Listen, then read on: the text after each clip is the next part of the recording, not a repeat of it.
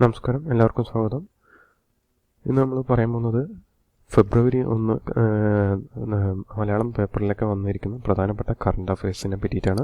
നമുക്ക് എല്ലാവർക്കും അറിയാം, PSC കൊല്ല എക്സാമിൽ ഈ കറണ്ട് അഫയേഴ്സ്, അത് എസ്പെഷ്യലി ഈ പേപ്പറിൽ നിന്നും വരുന്ന ചില കറണ്ട് അഫയേഴ്സ് ഇമ്പോർട്ടൻ്റ് ആണ്.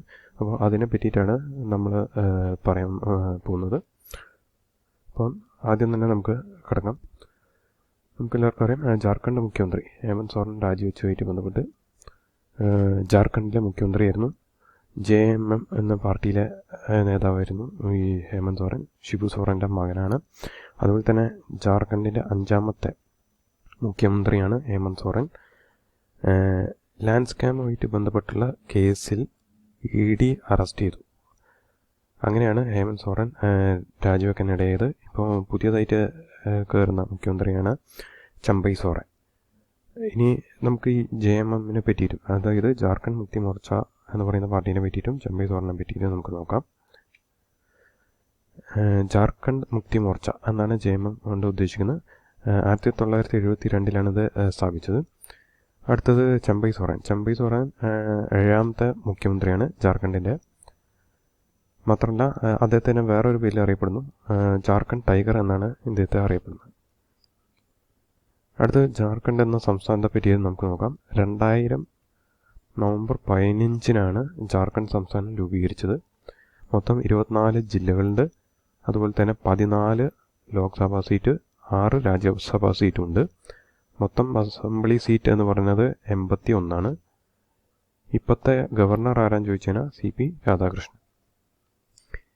ഇനി ജാർഖണ്ഡിൻ്റെ സ്റ്റേറ്റ് അനിമൽ ഏതാണെന്ന് നോക്കിയാൽ എലിഫൻ്റ് ആണ്. അതിൻ്റെ scientific name Eliphaz maximus indicus എന്നാണ്. സ്റ്റേറ്റ് ബേർഡ് ഏതാണെന്ന് നോക്കിയാൽ കൊയിലാണ്. യൂട്ടോണിമസ് കൊലോപാസിസ് എന്നാണ് അറിയപ്പെടുന്നത്. സ്റ്റേറ്റ് ഫ്ലവർ ഏതാണെന്ന് ചോദിച്ചാൽ പലാഷാണ്. ബ്യൂട്ടി ഓഫ് മോണോസ്പെർമ എന്നാണ് അറിയപ്പെടുന്നത്. അടുത്താണ് സ്റ്റേറ്റ് ട്രീ ഏതാണെന്ന് നോക്കിയാൽ സാലാണ്, ഹോറിയോ റോബസ്റ്റ. ഇത് ജാർഖണ്ഡ് സംസ്ഥാനവുമായിട്ട് ബന്ധപ്പെട്ടുള്ള അത്യാവശ്യം അറിഞ്ഞിരിക്കേണ്ട കുറച്ച് വിവരങ്ങളാണ്. ഈ ലോക്സഭാ സീറ്റ്, അസംബ്ലി സീറ്റ് ഒന്ന് നോക്കി വെച്ചാൽ നല്ലതായിരിക്കും. കാരണം ഇപ്പോൾ ഈ ഇടയ്ക്ക് ഇമാതിരി സീറ്റുകളുടെ കാര്യം കൂടി നോക്കുന്നുണ്ട്. അടുത്തത് 2024 ജനുവരി, അതായത് കഴിഞ്ഞ മാസം GST വരുമാനം എന്ന് പറഞ്ഞത് 1.72 lakh crore. അതായത് 8ാം തവണയാണ് ഈ 1.6 lakh crore കടക്കുന്നത്. കാരണം ഇതിനു മുമ്പ് അതിന് കുറവായിരിക്കും, പക്ഷെ എന്നാൽ ഈ 1.6 ലക്ഷം കോടി കടക്കുന്നത് ഇത് 8ാമത്തെ തവണയാണ്. അതൊന്നും കൂടി നോക്കാം. അപ്പോൾ 2024 ജനുവരി GST വരുമാനം 1.72 ലക്ഷം കോടിയാണ്. അടുത്താണ് ധനക്കമ്മീനെ പറ്റി നോക്കാം. ഏപ്രിൽ മുതൽ ഡിസംബർ വരെയുള്ള 9 മാസ കാലയളവിലെ ധനക്കമ്മി 9.82 ലക്ഷം കോടിയാണ്. അടുത്താണ് US നടിയും ഗായികയുമായിട്ടുള്ള ചീറ്റ റവേറ അന്തരിച്ചു. US നടിയും അതുപോലെ തന്നെ ഗായികയുമാണ്.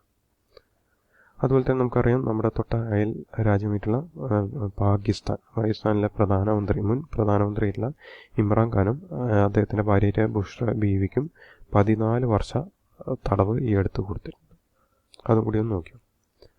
അടുത്താണ് മള്ളിയൂർ ശങ്കര സ്മൃതി അവാർഡ്, ബദ്രിനാഥ് റാവലിനാണ് കൊടുത്തിരിക്കുന്നത്. അടുത്താണ് ശ്രീശങ്കര പുരസ്കാരം. അത് നേടിയത് S. സോമനാഥാണ്. സോമനാഥിനെ പറ്റി എല്ലാവർക്കും അറിയാം. അദ്ദേഹത്തിൻ്റെ പൂർണ്ണ പേര് ശ്രീധർ പണിക്കർ സോമനാഥാണ്. 1963 ജൂലൈയിലാണ് മൂപ്പരുടെ ജനനം. ISROൻ്റെ ഇപ്പോഴത്തെ അതുപോലെ തന്നെ 10ാമത്തെ ചെയർമാനും കൂടിയാണ് S. സോമനാഥ്.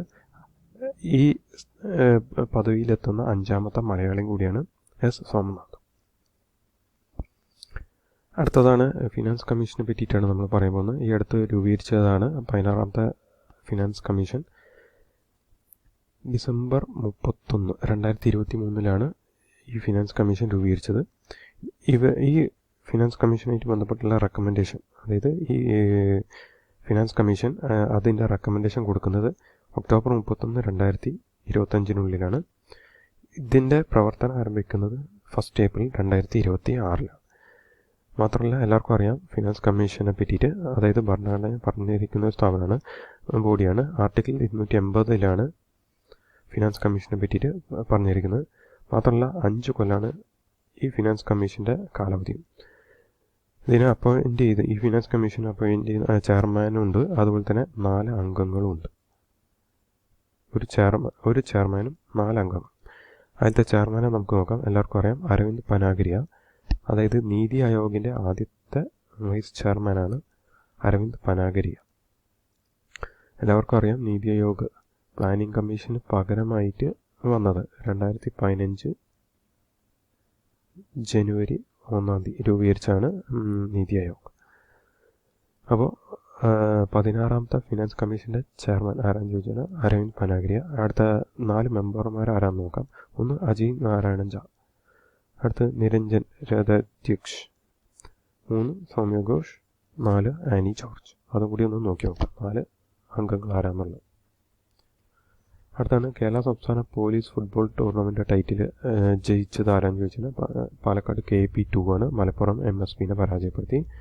പെനാൽറ്റി ഷൂട്ടൗട്ടിലാണ് 3-2 മലപ്പുറത്തെ പരാജയപ്പെടുത്തിയത്. പാലക്കാട് KP2 ആണ് ടൈറ്റിൽ ഹോൾഡർ. അടുത്താണ് ICC ടെസ്റ്റ് റാങ്കിങ്ങിനെ പറ്റിയിട്ടാണ് നമ്മൾ പറയാൻ പോകുന്നത്. ബോളർ വിഭാഗത്തിൽ 1ാം സ്ഥാനം റാങ്ക് നേടിയിരിക്കുന്നത് R അശ്വിനാണ്. 4ാമതായിട്ട് ബുംറയും 6ാമതായിട്ട് R ജഡേജയാണ്. ഈ ഓൾറൗണ്ടർ വിഭാഗത്തിൽ R ജഡേജ. ഈ ബാറ്റർ വിഭാഗത്തിൽ, അതായത് ബാറ്റിങ്ങിലാണെങ്കിൽ 1ാം സ്ഥാനം ന്യൂസിലാൻഡിൻ്റെ താരം കെയ്ൻ വില്യംസൺ ആണ്. ഇതൊന്ന് ഒരേ ഒരു ഇന്ത്യക്കാരനുള്ളൂ, അത് 6ാം സ്ഥാനത്തുള്ള വിരാട് കോഹ്ലിയാണ്. ഈ ടീം ഇനത്തിൽ 1ാം റാങ്ക് ഓസ്ട്രേലിയയും 2ാം റാങ്ക് ഇന്ത്യയാണെന്ന് നോക്കി വെക്കാം. അടുത്താണ് പാരീസ് ഒളിമ്പിക്സ്. പാരീസ് ഒളിമ്പിക്സിലേക്ക് സെയിലിംഗ് വിഭാഗത്തിൽ നിന്നും